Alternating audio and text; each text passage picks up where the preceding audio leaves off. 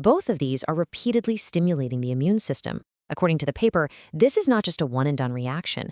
It's a cumulative load that keeps inflammatory signals, things like IL-6 and TNF-alpha, just running in the background constantly.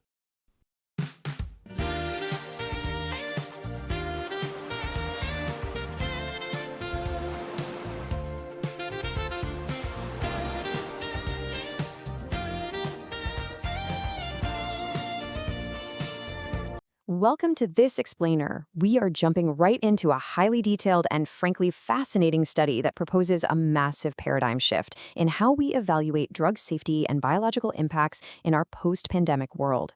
Today, we're looking at a paper that asks us to rethink practically everything we know about how our bodies process multiple overlapping biological events, specifically the combination of global COVID-19 infections and worldwide mRNA vaccination. The authors are presenting an entirely new framework to tackle what they call a complex systems problem. Here is our roadmap for today. We'll be hitting 5 key areas: the reality of hybrid exposure, microecological transformation, 5 structural blockades, alternative validation protocols, and finally, next-gen medical governance. Let's get right to it. The authors actually structure their whole argument across 4 distinct acts. It's like a journey, really, taking us from the literal, microscopic biological reality of ourselves, zooming out to the systemic blockades in public health, and then finally landing on some technological and political solutions. The core argument here? It's that while the biological events we're experiencing are incredibly complex, our current scientific validation systems are, well, they're stuck in an outdated reductionist model. We essentially have to upgrade our tools to match the sheer complexity of the biology. All right, Section 1, the reality of hybrid exposure. So the study suggests that we're now living in this unprecedented era of what they call hybrid exposure. This is where natural viral responses and artificial genetic modalities are just continuously intersecting in almost every human body on Earth. Think about it. Before 2020, medical science rarely had to deal with a scenario where basically the entire global population was exposed to a novel virus and simultaneously to a brand new genetic modality like mRNA lipid nanoparticles. This massive overlap creates a totally unique, highly complex baseline for human biology moving forward. Moving right along to Section 2, microecological transformation. Now, what is actually happening down at the cellular level? The authors propose a spike-driven cumulative perturbation model, which is driven by what they term a dual vector engine. On one side, you've got the natural virus, right? And on the other, the synthetic mRNA formulation. Both of these are repeatedly stimulating the immune system. According to the paper, this is not just a one-and-done reaction. It's a cumulative load that keeps inflammatory signals, things like IL-6 and TNF-alpha, just running in the background constantly. And this next part is absolutely crucial. The authors illustrate how spike proteins can physically block vital DNA repair mechanisms, while the synthetic mRNA modifications can actually cause ribosomal frame shifting, which leads to massive cellular stress. They're highlighting 2 huge things here. First, inside the nucleus, spike proteins can literally get in the way of essential repair proteins like BRCA1. Second, out in the cytoplasm, the modified components of the mRNA can sometimes cause the cellular machinery to misread the instructions. That's the frame shifting. This creates unintended proteins that totally stress out the cell and cause it to release harmful reactive oxygen species. Because of this repeated antigenic stimulation, our bodies try to rebalance. They do this by shifting our antibodies to the IgG4 subclass. But here's the catch. The paper argues this effectively creates a decoy that blocks normal immune attacks on mutated cells. When the body is bombarded over and over with the exact same antigen, it tries to calm things down by switching to IgG4. But that can backfire. IgG4 ends up acting like a protective dome over abnormal cells, physically blocking the more aggressive immune cells from coming in and clearing them out. All this continuous exposure essentially forces our vital T cells into a state defined as terminal exhaustion, rendering them totally unable to respond to emerging tumors. Basically, our frontline defenders, those CD8 plus T cells, they're just overworked. Their internal programming literally changes, a process called epigenetic chromatin remodeling via the TOX/NR4A axis, locking them into a dormant state. They just lose their ability to fight off dangerous cells. Zooming out to the tissue level, the paper argues that this localized tissue stiffness and leaky vasculature structurally alter the tumor microenvironment. It lays down what they call a pre-metastatic niche, which might explain the aggressive spread of cancers of unknown primary, or CUP. When tissue gets stiff and blood vessels become leaky because of that chronic inflammation we talked about, it creates this perfect sheltered soil for cancer cells to land in and just rapidly grow. The authors use this mechanism to explain why some clinicians are reporting these aggressive, really fast-moving cancers where the original source is incredibly hard to even find. Which brings us to Section 3, 5 structural blockades. So you might be wondering, if all this cellular transformation is happening, why aren't traditional epidemiological models detecting it? Well, the authors argue that our current scientific methods are facing 5 structural paradoxes that completely paralyze standard causal verification. These paradoxes are like a giant puzzle with missing pieces. They make the old systems structurally incapable of proving or disproving these complex biological changes.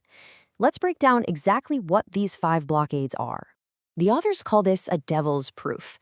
First, we have control erasure. Nearly everyone globally has been exposed, so there's literally no pure baseline group left to compare against.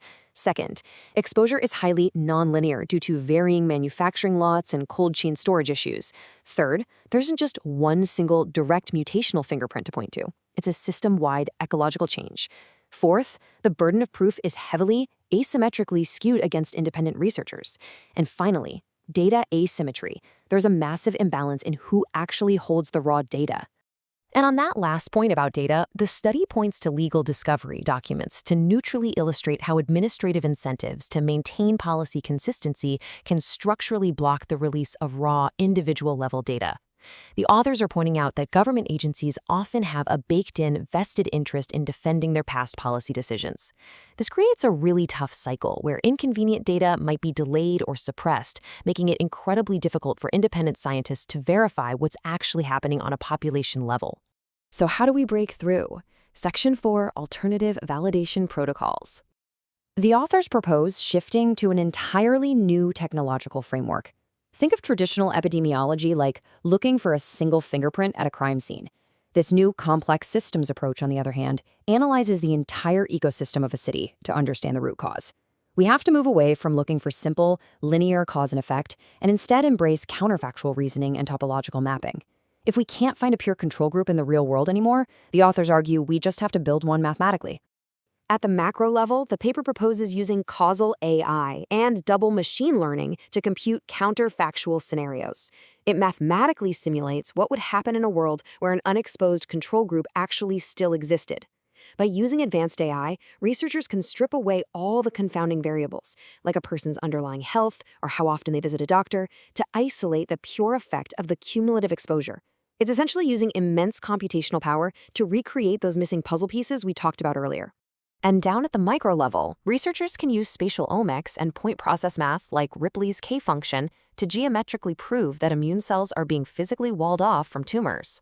Instead of just grinding up a tissue sample to see what genes are floating around in there, spatial omics lets scientists see exactly where the cells are located. Using this math allows them to measure if T cells are literally being locked out of a tumor area. It provides hard geometric evidence of that immune exhaustion and IgG4 decoy effect we covered. Finally, we arrive at Section 5, Next-Gen Medical Governance. Armed with these advanced tools, the study outlines how society absolutely must redesign public health governance for the post-emergency era. To prevent the data suppression we discussed earlier, the authors advocate for structurally severing the agencies that promote health policies from the entities that manage and release the raw safety data. Having the exact same people mandate a policy and exclusively hold the safety data is an inherent conflict of interest. They propose a strict, structural firewall between policy execution and safety evaluation. This whole governance shift boils down to 3 pillars: fact policy decoupling, mandatory open data, and an independent tertiary platform for third-party evaluation. These are proposed as the only way to restore self-correcting scientific rigor. Anonymous data must be public by law. We need decentralized scientists all around the globe using AI and spatial omics to look for warning signs, rather than just relying on a single centralized agency to tell us if and when something goes wrong. Ultimately, the authors conclude that adopting this multi-layered, spatial, and AI-driven approach is the definitive path to balancing true public health with patient autonomy. This framework represents the ultimate goal, a system that is robust, multifaceted, and inherently self-correcting. It's about moving away from institutional self-preservation and getting back to genuine scientific truth-seeking. And it all leaves us with one huge, provocative question. Are our institutions actually prepared to abandon outdated evaluation models and embrace the complexity required to safeguard our future? The biology has evolved, the technology to understand it has evolved, but our governance is severely lagging behind. Thank you for joining me for this explainer. It's a dense topic for sure, but an absolutely vital one for the future of medicine. Keep asking questions, keep looking at the data, and we will see you next time.